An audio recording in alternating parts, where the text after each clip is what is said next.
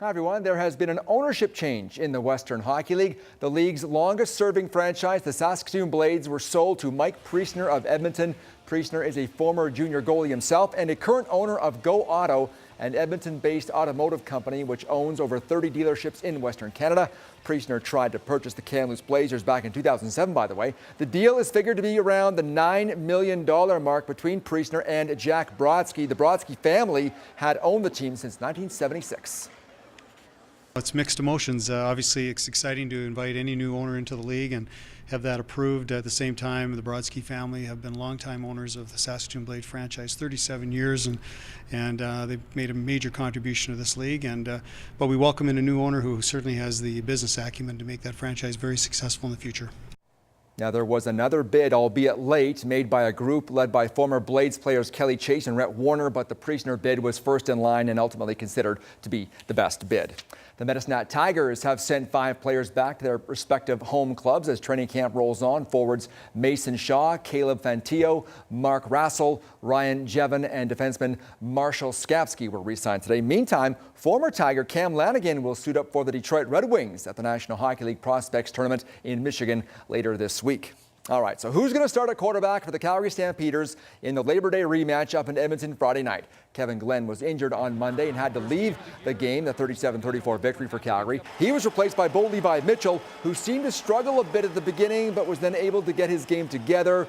So, Coach John Hufnagel, who gets the call Friday night? Well, right now, if we had to play today, Bo would be number 1, Drew would be number 2, and Kevin would be number 3. Kevin's a little sore, but I'm expecting that to improve over the next 48 hours. Just make sure I go out there and do my job. Make sure that I keep continuing what I've been doing. Just make sure get the ball in the athletes' hands, let them go out there and make some plays, and make sure we keep our defense out the field. Yeah, I'm super excited, man. I hadn't played, and I've been close a couple times with Kevin Bo kind of jumping in and out. But that's the CFL. That's what makes it fun. Is everyone saw that could happen in about 7 minutes last week. So, but no, we're excited. I don't rule myself out, but it will be like it's like I said, it will be a day-to-day thing. The revolving door of Stampeder quarterbacks continues. Game time Friday night at McMahon Stadium is 7 o'clock. Stamps and Eskimos in the annual Labor Day rematch. Sprinter Usain Bolt has set his retirement date, but he'll compete at one more Olympics first.